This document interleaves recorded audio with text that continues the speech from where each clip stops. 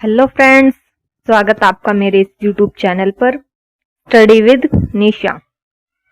आज हम पढ़ेंगे हिस्ट्री का चैप्टर नंबर 2।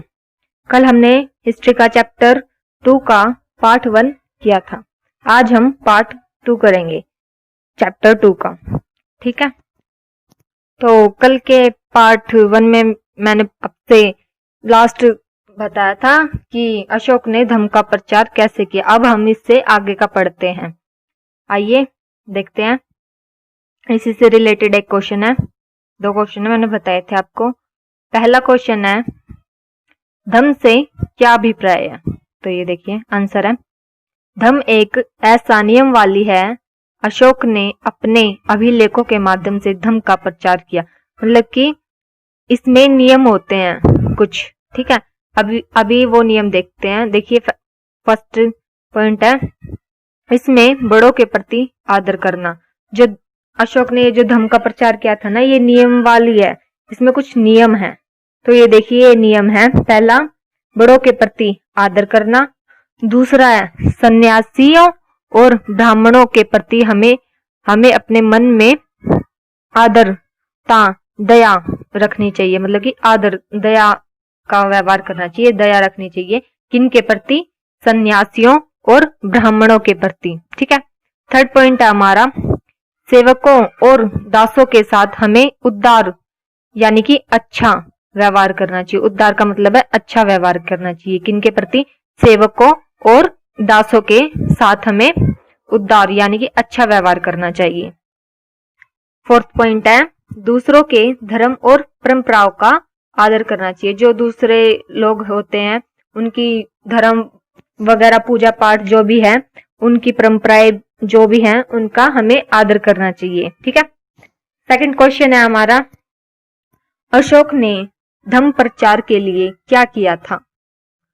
चलिए देखते हैं। अशोक ने धम्म प्रचार के लिए एक विशेष अधिकारी वर्ग नियुक्त किया, जिसे धम्म महामात्य कहते हैं। उसने 13वें शिलालेख में लिखा कि मैंने धार्मिक मतों के लिए धम्म महामात्य नियुक्त किए हैं। वे सभी धर्मों और धार्मिक संप्रदायों की देखभाल करेंगे।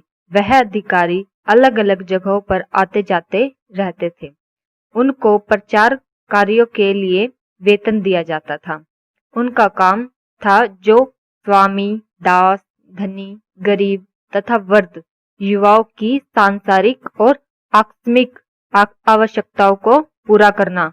ये कुछ इनके काम थे। आगे चलते हैं। तीसरा क्वेश्चन हमारा, क्या मौर्य साम्राज्य महत्वपूर्ण है? आंसर देखते हैं।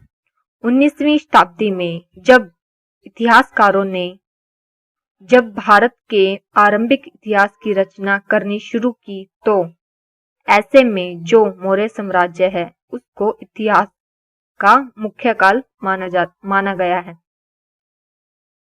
आगे देखिए, इस समय भारत गुलाम था। 19वीं शताब्दी में भारत क्या था? गुलाम था। किनका था? अंग्रेजों का और ब्रिटेन का गुलाम था भारत। ठीक है। तो जो ये मौर्य काल था, ये अद्भुत कला का साक्ष्य था। जो ये मौर्य काल था ना, ये अद्भुत कला का साक्ष्य था। देखिए अद्भुत कला के साक्ष्य है। पहला पॉइंट है मूर्तियां। जो यहाँ की मूर्तियां थी ना, वो मौर्य साम्राज्य की पहचान थी। मूर्तियां क्या थी?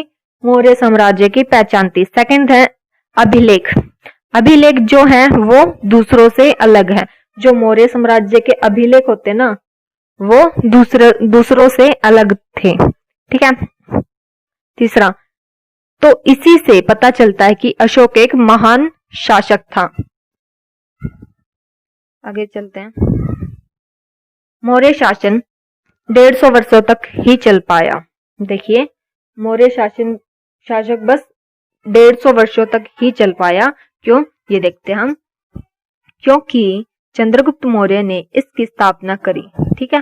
फिर बिंदुसार आए, उनके बाद अशोक आए, और फिर अशोक के बाद कोई अच्छा उत्तराधिकारी ना होने के कारण ये शासन बस 150 वर्षों तक ही चल पाया।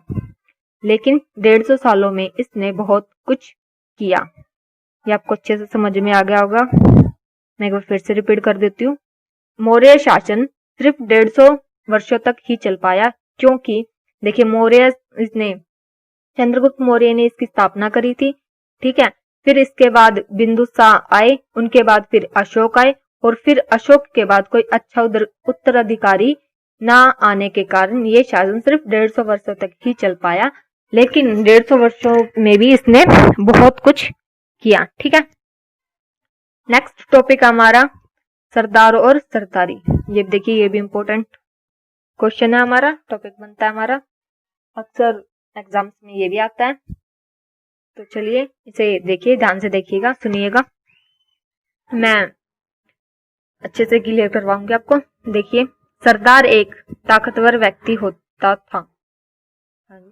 सरदार एक ताकतवर व्यक्ति होता था जिसका पद वंशानुगत भी हो सकता था। वंशानुगत का मतलब होता है कि जैसे कोई पिता है, फिर उसका बेटा, फिर उसका बेटा, फिर उसका बेटा, और फिर उसका बेटा, जैसे स्टेप बाय स्टेप चलता रहता ना।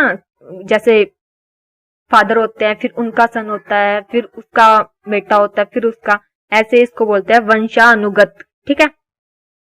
तो सरदार एक ताकतवर व्यक्ति होता है जिसका पद वंशानुगत भी हो सकता है और नहीं भी। देखिए, और नहीं भी। उसके समर्थक उसके खानदान के लोग होते थे। सरदार के कार्यों में विशेष कार्य होता था अनुष्ठान, पूजा पाठ करना, ठीक है। इनका जो विशेष कार्य होता था वो अनुष्ठान करना होता था, पूजा पाठ करना होता था, ठीक है। और युद्ध के समय नेता बनकर आगे चलना।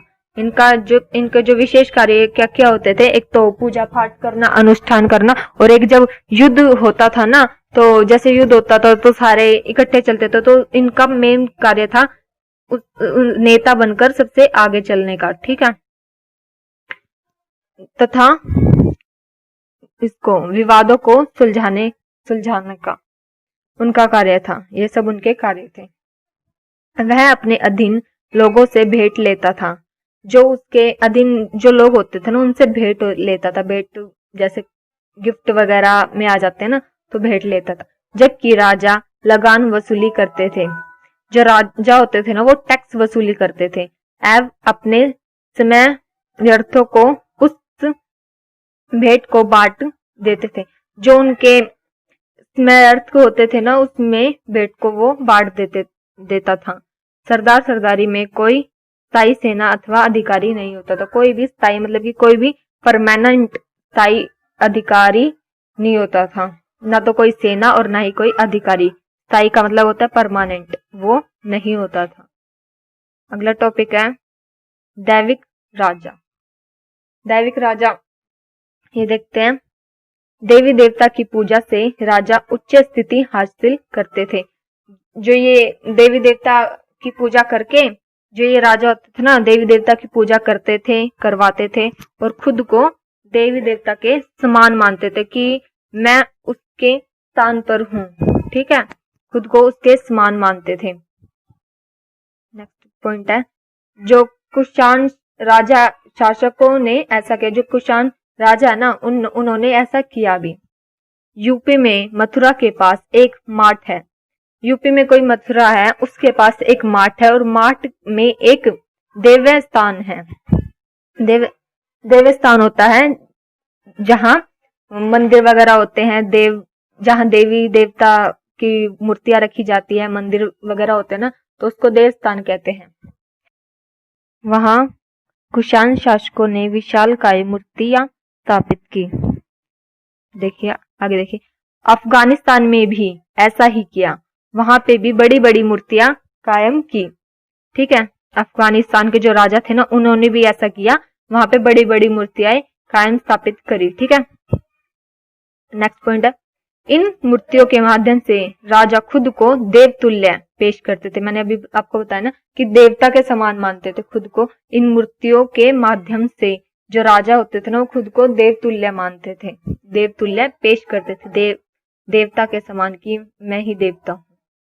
नेक्स्ट टॉपिक है, देखिए इस पे मैंने आई एम लिख रखा है, इंपॉर्टेंट क्वेश्चन है ये हमारा। उपज बढ़ाने के तरीके बताओ। तो सोचिए उपज बढ़ाने के क्या क्या तरीके हो सकते हैं। सिंचाई करना, ये करना, वो करना। चलो देखते हैं अब हम इसमें। एक तो होता है कि हल का प्रयोग करके उपज हम कैसे बढ़ा सकते हैं, जो हल होता है ना उसका उपयोग करके।